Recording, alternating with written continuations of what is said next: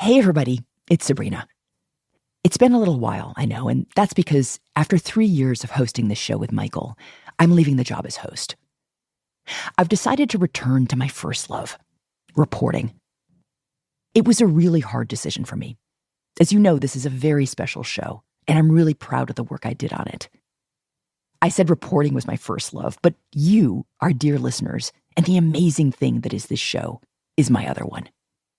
I always loved hearing from you, knowing you were out there. So, as you've probably noticed, there's been some new voices on the show as we figure out who's going to permanently step in. And don't be surprised if I come back to visit, as a guest or even to sit in as host. Okay, here's today's show. From the New York Times, I'm Rachel Abrams. This is The Daily.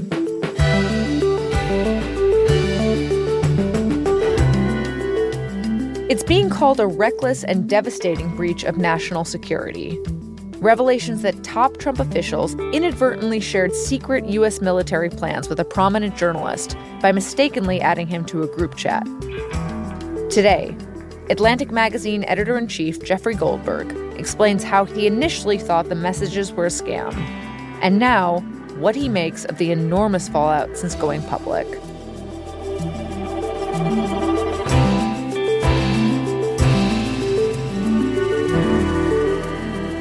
It's Wednesday, March 26th.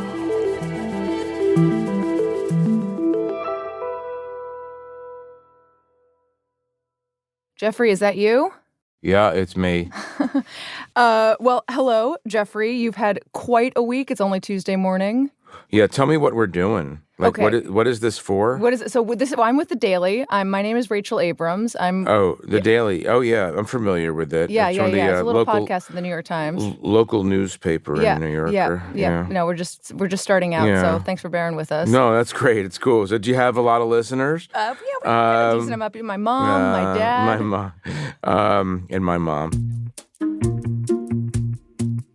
Jeffrey and I talked on Tuesday morning. It was a full day after a story came out about how he'd been added accidentally to a group chat with top Trump administration officials. So, Jeffrey, we have never met before, but yesterday I think I texted you, I emailed you, I called your publicist. I was desperate to get you on the show to talk about your story and the reaction to it. Should have tried Signal. That's right. So, as we're hinting at, you just wrote something that really everybody is talking about. So tell us, where does the story begin? Well, the story begins in earnest about March 11th. I received a message request on Signal from someone identified as Michael Waltz. He's the National Security Advisor of the United States. Mm-hmm. Signal, the secure messaging app. Yeah, the commercial, non-government, end-to-end encrypted app that a lot of people in journalism and outside of journalism use because it's allegedly safer. Right. And I don't know Waltz. I've met him a couple of times, but it struck me as unusual because I have a somewhat contentious relationship with the Trump administration, or more to the point, with Trump. But certainly in the normal bandwidth of Washington experience for a magazine editor who covers politics and foreign policy and national security to get a message request from the National Security Advisor, if it was indeed him, I accepted the request, forgot about it. A couple of days later, I'm included in a group called the Houthi PC Small Group. Can you translate that for us? You have deep experience in foreign policy as a journalist, as you've said. What does Houthis PC Small Group mean to you in this moment? Houthis are obviously the Iran-backed terrorist organization that runs part of Yemen and been obviously attacking shipping, attacking Israel for the last year and a half, becoming quite a menace to international shipping. PC stands for Principals Committee, meaning that small group of principals, cabinet members, people who run intelligence agencies. And you are certainly, I think we need to point out, not a principal in this context. No, I have never been to a principals meeting. Right, just to be clear. So that's what PC stands for. Small group is not actually that small. It was 18 people, 19 people. I wouldn't consider that a small group. I would consider it the medium group. And who is in the group at this point? J.D. Vance, Michael Waltz, and the Secretaries of State, Defense, Treasury, CIA Director, Director of National Intelligence, et cetera. I mean, again, people who are identified as such on my phone, but I'm an appropriately suspicious journalist, and obviously for reasons I can go into, I think this is a setup of some sort. I think this is a hoax, a deception, a non-state actor trying to entrap a journalist. I don't know what it is, but the on the face premise of this is ridiculous, so it had to be something other than what it was purporting to be. Right. Basically, like you being on a group chat with really top-tier officials in the administration, you're not believing this is the real thing. Maybe I can be included on something having to do with like the Easter egg roll or something at the White House, but I'm not going to be on this. And even though you think it's fake at this point, I'm sure you're still kind of curious. You're watching this thing. Well, yeah. I mean, because what if? What if? I mean, let's be honest. You become a journalist because the most interesting place on the planet is the other side of a closed door, right? Right. So I got to watch it one way or the other. So what do they start discussing? Well, the first text in this chain is from Michael Waltz saying that he's setting up this discussion group. This is on a Thursday, I guess, for basically. We're heading into this weekend. There's this sort of elliptical promise of something happening over the next 72 hours. And the Michael Waltz user name asks these other principals to give their weekend POC, point of contact, in case there's a reason to have a further discussion. And so one after another, 6 or 7 people respond. Marco Rubio, or the person playing Marco Rubio, responds with a name from somebody from the State Department and so on, the Defense Department, et cetera. And most interesting in this moment to me is that the CIA director, John Ratcliffe, names a person and says this person is going to be representing the CIA in this discussion. Now, what I learn over time is that the person he names is an active CIA officer whose name has never been discussed in public. I thought, this is really weird. What is happening here? But that's the initial foray. And then the next day, there's a really interesting substantive policy debate about whether the U.S. should ramp up its military activities against the Houthis in Yemen. And there's a lot of criticism in the chain of the Biden administration's inability to get the Houthi situation under control. Mainly what there is a lot of resentment expressed toward the Europeans for not being able to float navies that could actually do this work, and criticism of the Europeans for not being able to pay, this sort of thing that we've heard for a while from these guys. And J.D. Vance starts the conversation out by saying he disagrees with the decision to attack Yemen, at least right now. He goes on to say that we're sending the wrong message to Europe, and why do we have to do this? And it's the European shipping that's in danger, not American shipping. And furthermore, the president doesn't really understand the consequences of doing this. And J.D. Vance he's doing this in front of half the cabinet. People who work for the president, he's telling them, I disagree with the president, and also I'm not sure he gets it. And J.D. Vance is playing the role that we understand J.D. Vance to play, which is like kind of a soft isolationism. It's like, why are we fighting Yemen? What are we doing? And then the more kind of traditional, muscular, interventionist philosophy is represented by Michael Waltz, the National Security Advisor, and Pete Hegseth, the Secretary of Defense, is, yes, we recognize that Europe is pathetic, and this is what Hegseth says about Europe, in all caps, by the way. They recognize this European dynamic, but they're more interested in just like, let's get this thing going against the Houthis. So this conversation, just to recap, is them discussing whether ramping up attacks on the Houthis militarily will be a good political strategy. Yes. And you're telling, it sounds like they're having a kind of a polite disagreement.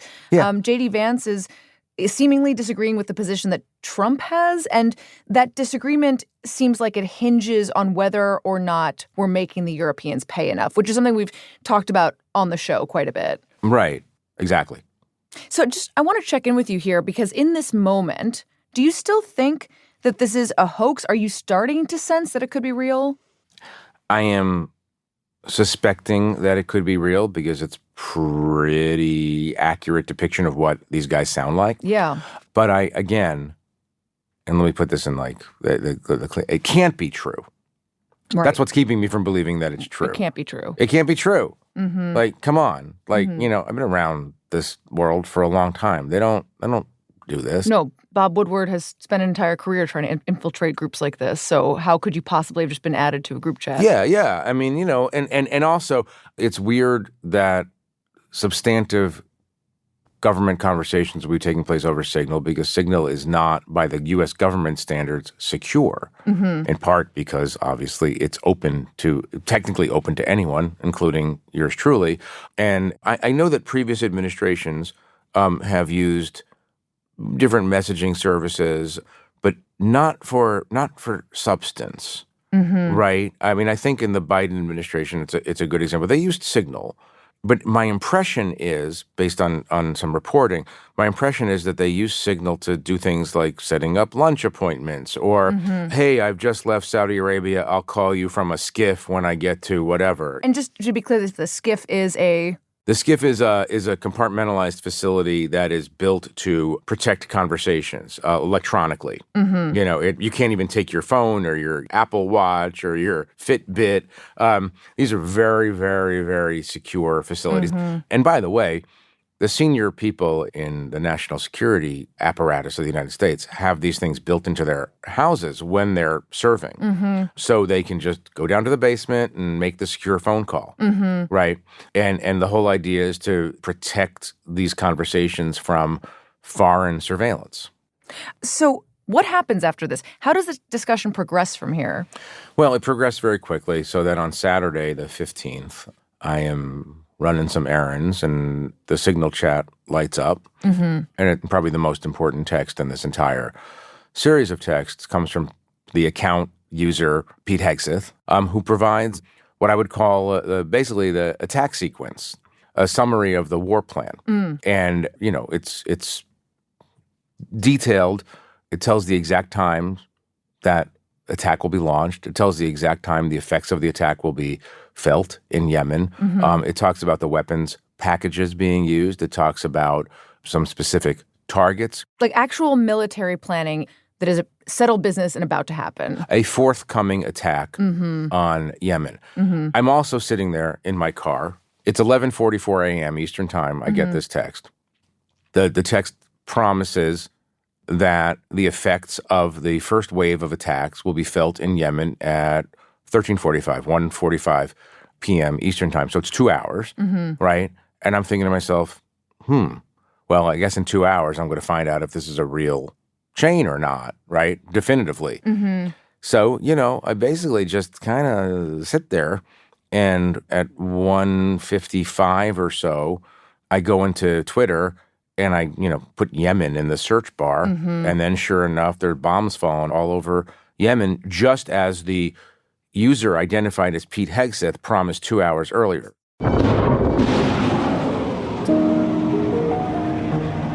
Breaking news overseas right now, where officials are confirming that U.S. air and naval assets hit dozens of Houthi targets in Yemen, including missiles, radar, drones, and air defense systems. These are the most significant airstrikes since President Trump returned to the White House, and the first time U.S. jets have struck these Iranian-backed Houthi rebels in Yemen since President Trump returned to the White House. Trump announced the strikes on social media, threatening the Houthi rebels with, quote, overwhelming lethal force. The U.S. says it will keep attacking targets in Yemen until the Houthis stop their assault on global shipping in the Red Sea.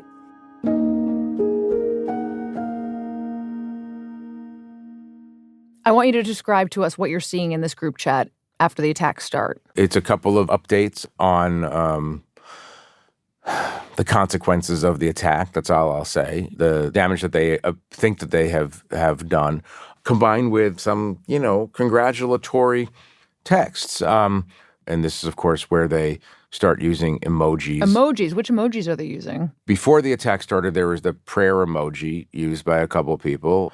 And then during the attacks, when the reports are coming in that's going well from the American perspective, there's the flexed bicep, I guess, emoji. There's the fire emoji. There's an American flag emoji. Sometimes they're repeated a couple of times, and there I'm sitting there watching that and going, wow, every workplace is the same, huh? So what do you do next? So, I'm sitting in the car, I'm watching the Signal chat react to the Yemen attack. I'm realizing that this is almost certainly a real Signal group and not some sort of deceptive disinformation campaign. And so then I had to begin to make a series of decisions, consulting with colleagues, that ultimately led me to remove myself from the Signal group later that day, knowing that the group administrator in Signal and the members, I believe, of a group as well, are notified that you have left the group. I assumed at that point that Mike Waltz was going to call and say, hey, who is this? Or call and say, why'd you leave the group? And then I would say, Director Waltz or whatever, do you even know who this is? But nobody, look, here's the truth of it is nobody noticed when I was added and nobody noticed when I was left. And can you tell us why you decided to leave the group chat? I think people can make their own deductions here.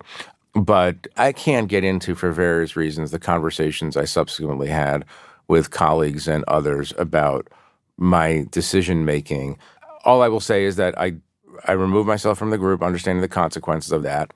And what I do is I decide, I have to write a story about the world's weirdest Signal group. Mm-hmm. On Monday, I texted and emailed the relevant people in the chat. I used the Signal contact. Mm-hmm. I sent long emails to a large number of players in this drama saying, asking various questions. And what was the response? Well, I got one official response back from the National Security Council, which, came pretty quickly, saying, apparently this is a real chain and we're investigating why a journalist was inadvertently invited to the chain. But, I think they had to acknowledge it, and they did. Once they acknowledged that it's real, I published our first piece on the subject.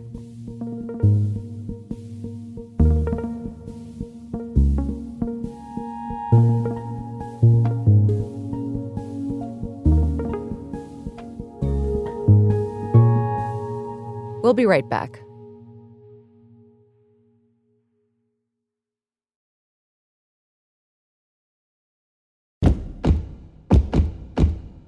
Mr. President, your reaction to the story in The Atlantic that said that some of your top cabinet officials and aides had been discussing very sensitive material through Signal and included an Atlantic reporter for that. What is your response to that?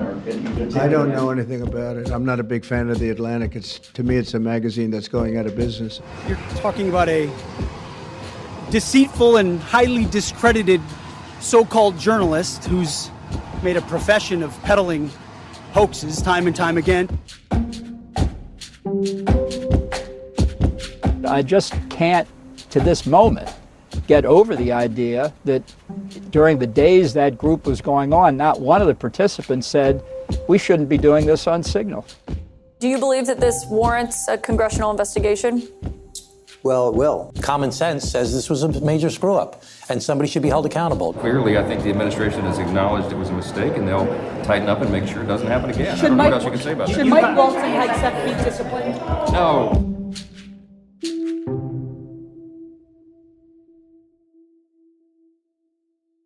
Jeffrey, I want to talk about the immediate reaction. This is such a breach of security protocols. Can you explain the hazards of this from a security point of view? Yeah, put aside the weirdness of inviting a journalist by mistake. Okay, it's hard to put aside, obviously, given what's happened. But one of the things that people don't understand, I think, about why there are rules governing privileged conversations within the national security community is that Signal might be end-to-end encrypted and it might be very hard to hack, but foreign intelligence services spend a lot of time trying to target the actual devices that belong to government officials, right? Like, in other words, the Secretary of State, Marco Rubio, is walking around with a cell phone in his pocket. It should not surprise anyone to know that the Chinese government is very interested in knowing what's going on inside that phone, and it uses all kinds of methods where, in a remote way, you can target that phone. And in this particular scenario, this particular attack on the Houthis, if a foreign adversary had gotten this information that you saw, what is the worst case scenario? Like, can you just play out the possibilities a little bit? If somehow the Houthis understood that American warplanes were heading in their direction, that would give them conceivably more time to prepare a response, which would obviously put the pilots of those planes in danger. You're the National Security Advisor of the United States. You're the CIA director. You don't want your target in Yemen to know that in an hour or so, he's going to get blown up. So, yes, like if you put this stuff out in the wild and in Signal and you're not talking about this in a secure way, face to face, theoretically, the danger level goes up. Right. I mean, this is so this is so obvious to me. Like logic dictates this. Yeah, I just don't want to breeze over it. I want to make it really clear for people that the reason that it is important for the government to take all of these precautions and conceal these types of plans is that this information getting out there could compromise a military mission. It could put military service members at risk. Those are the greater stakes risk, here. Yes. right? Greater risk. Those are the stakes here. And well, also the success and failure of your mission, and right? Right, of course. And because these are the stakes, did they break any laws here? Like we're talking about sort of how things are typically done, but did the existence of this group chat was any of this illegal? I can't answer that question. I'm not a national security lawyer. We've interviewed national security lawyers who say that, there are various risks associated with doing this the way they did it. That will be discovered in the fullness of time. And there's a lot of chatter right now in military forums and government forums of people who are saying, I'm an Army captain in the artillery, right? But every year I have to be recertified in cybersecurity. And I have to watch, videos of how to make sure that your information is correct and what kind of information can you put on your personal phone and what kind of information can't you put on your personal phone. And there are people who get kicked out of the military. There are people who go to prison for compromising security at a much lower level than we're about to attack Yemen. Here's how the attack is going to go. Right. So I can imagine that if you are a member of the military or the State Department, you are frustrated, to say the least. That's what because you are held to a very, very high standard that these folks, at least for now, do not seem like they were holding themselves to. Right. And that's why there was no sympathy among government employees. There's no particular sympathy for Hillary Clinton for having a government emails on her personal server. But still, there's not, guys, you make these rules, you got to follow them. Is there any chance that anybody on this group chat could believably say that they didn't know that they were supposed to take different kinds of precautions? I mean, I guess you could say that. It's the beginning of an administration. They're 2 months in. But is ignorance of the law, does that absolve you of following the rules? Although some of them have obviously served. Marco Rubio was on the Intelligence Committee. John Ratcliffe was the former DNI. Pete Hegseth served in the Army and so on. Also, here's the thing. I mean, even at that level, there's kind of an orientation moment. Here's your office. Here's your computer. Here's your skiff. Here's your skiff. This is the computer that you can communicate with other intelligence agencies with, but you cannot have your personal email on it. It's a closed system. And this is the computer that you get to use to do internet research. And this is you're presumably told all this stuff. It really makes you wonder what else is being communicated this way. How many other small groups are there? And also, why would these folks be communicating this way? I mean, know why? Why? You know why? Tell me. Because going into a skiff is a pain in the neck. Even if it's in your basement? I mean, I had to go to the supermarket. Maybe they got to go to the supermarket. I mean, you got to go to the supermarket. You got to go take your kid to Little League. I mean, all these people do have security details. Mind you, they're driven in armored Suburbans, and they have very extensive communications devices associated with those vehicles.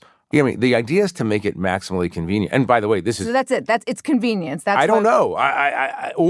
Or if you talk about it on Signal, you're obligated to make a copy of that discussion and send it to an official government account so that it can be archived by the National Archives.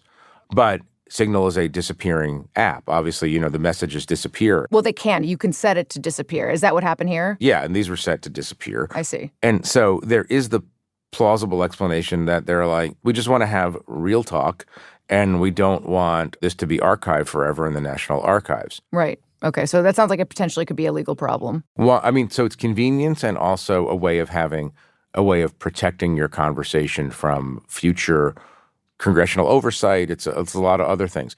I think the natural question is to say, under normal circumstances, there would probably be an investigation led by Congress.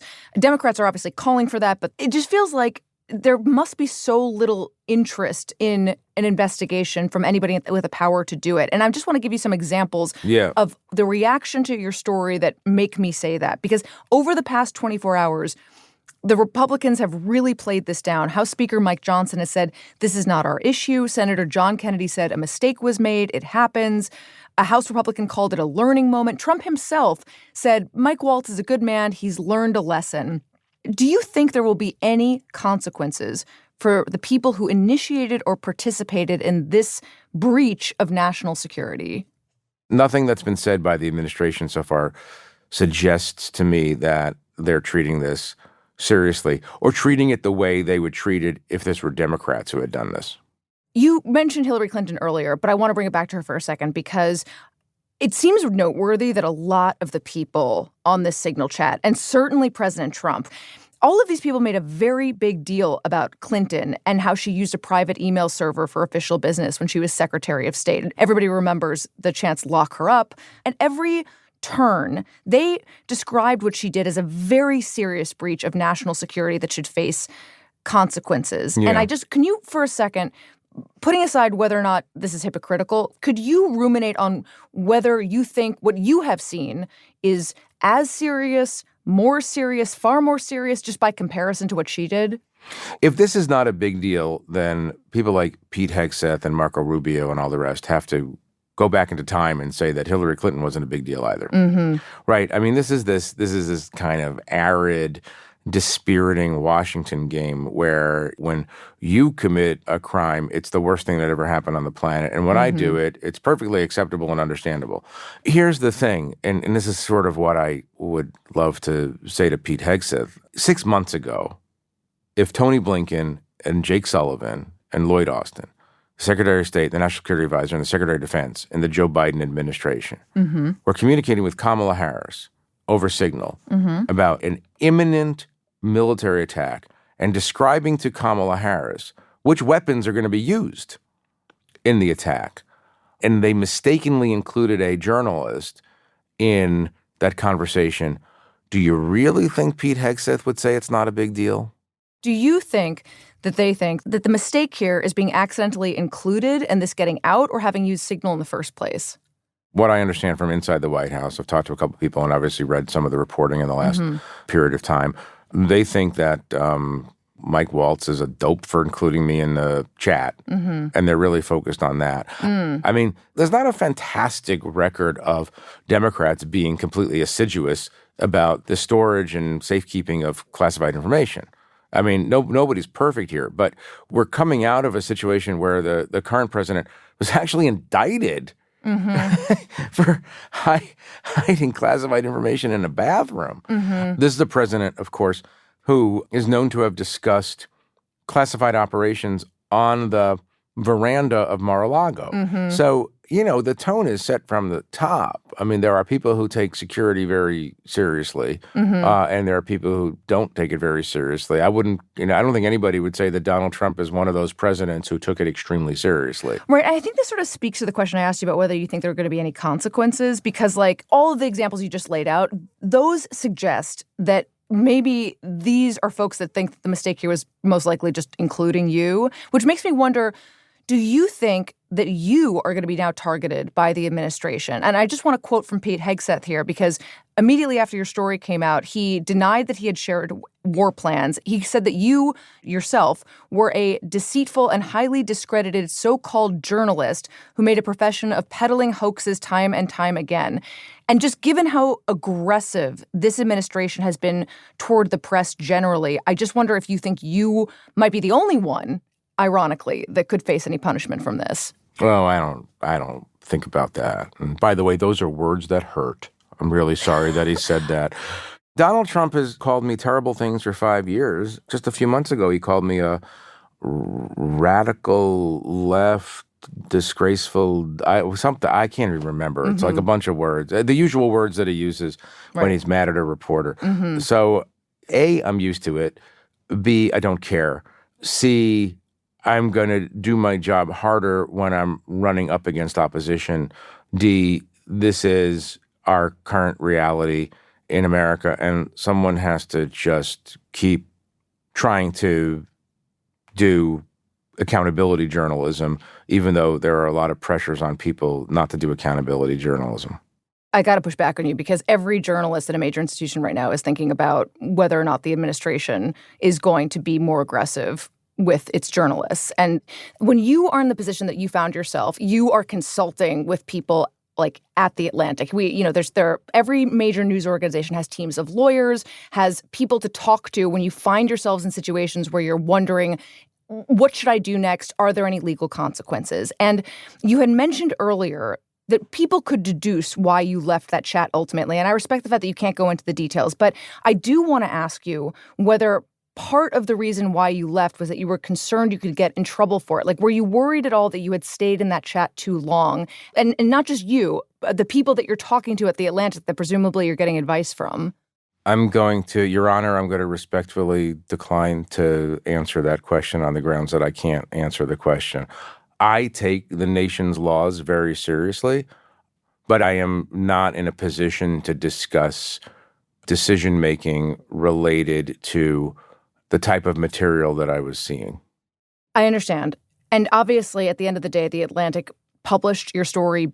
And I just want to zoom out for a second because, as we mentioned earlier, you have covered foreign policy for decades. You have covered a lot of White Houses. And I assume that this is not the first time that you have had to weigh the public interest in publishing information that could be embarrassing or that the government doesn't want you to publish. This is not the first time that you've weighed that against, national security risks. And clearly, you decided that the story was worth publishing in the public interest to know how national security leaders are flouting security protocols.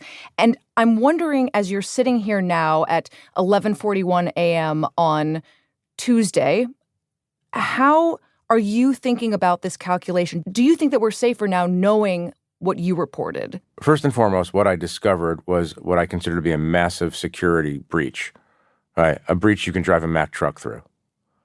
The idea of reporting and the idea of having a free press and the idea of holding government officials accountable is that you make the world a better place by telling the citizens what's going on and what the government is doing.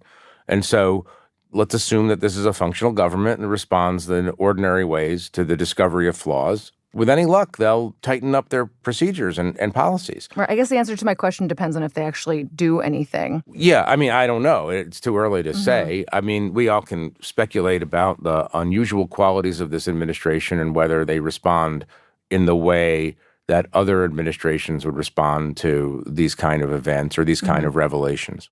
Do you think that this event was so egregious that it'll break through just to regular people? Or is this going to be kind of the same thing that we're so used to, which is one side gets very upset, the other side tries to dismiss it, downplay it until it eventually goes away? Like, is this so bad that it'll break through to the immunity people feel to claims of hypocrisy? Look, 10 years ago, Donald Trump insulted the war record of John McCain.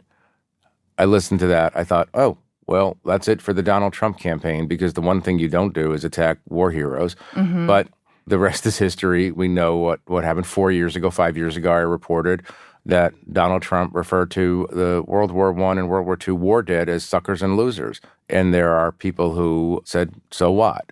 There's always a contingent of people these days who say, so what? For partisan reasons. And so I've gotten out of the prediction business. The ordinary rules of political physics don't really apply anymore. But if it does get brushed off, what does that say to you? It says that we're in a dangerous place. Successful countries respond to observable reality by changing course to account for that reality. If these guys go back to using signal to discuss war planning, that's on them.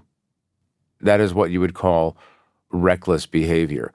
If they're going to not change certain procedures because they don't like the media or because they think that the Democrats are also bad, it just doesn't sound like a healthy country. It doesn't sound like a healthy way to run a country. Jeffrey, I want to thank you very much for your time. Thank you.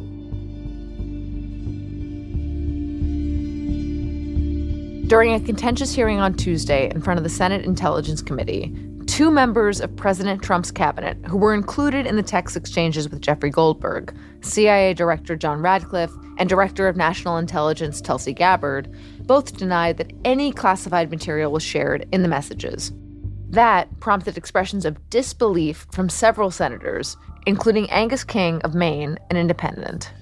Secretary Hegseth put into this group text a detailed operation plan, including targets, the weapons we were going to be using, attack sequences, and timing. And yet you've testified that nothing in that chain was classified. Wouldn't that be classified? What if that had been made public that morning before the attack took place? Senator, I can attest to the fact that there were no classified or intelligence equities that were included in that chat group at any time. And I defer. At one point during the hearing, Democratic Senator John Ossoff of Georgia pressed Radcliffe to acknowledge the seriousness of the situation. Director Radcliffe, this was a huge mistake, correct? No. A national political... Hold on. No, you Let me answer. No, Director Radcliffe, I asked you a yes or no no question, and now you'll hold on. A national political reporter... You can characterize it how you want. ...was made privy the White to House sensitive information about imminent military operations against a foreign terrorist organization. Mistake of adding a reporter... And that wasn't a huge mistake?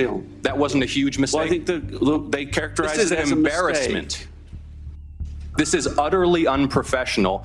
There's been no apology. There has been no recognition of the gravity of this error. Meanwhile, after we spoke with him, Jeffrey Goldberg rejected the claims from Radcliffe and Gabbard that there was no classified material in the messages, saying, quote, "They are wrong."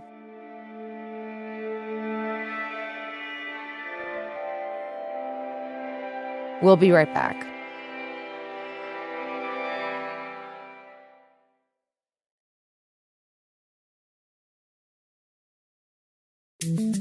Here's what else you need to know today. Ukraine and Russia agreed to cease fighting in the Black Sea and to hash out the details for halting strikes on energy facilities in what would be the first significant step toward a ceasefire 3 years after Russia launched its war against Ukraine. But the deal falls short of a complete pause in fighting, and it remains unclear how and when the limited truce would be carried out.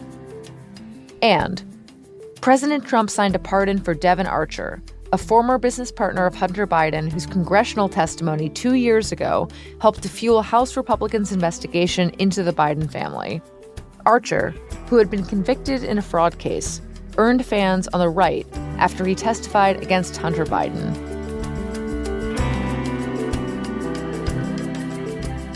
Today's episode was produced by Claire Tennisketter, Carlos Prieto, and Mary Wilson. It was edited by Paige Cowett and Maria Byrne, contains original music by Pat McCusker, Alicia Beetoop, and Rowan Nemisto, and was engineered by Chris Wood. Our theme music is by Jim Brunberg and Ben Landsberg of Wonderly.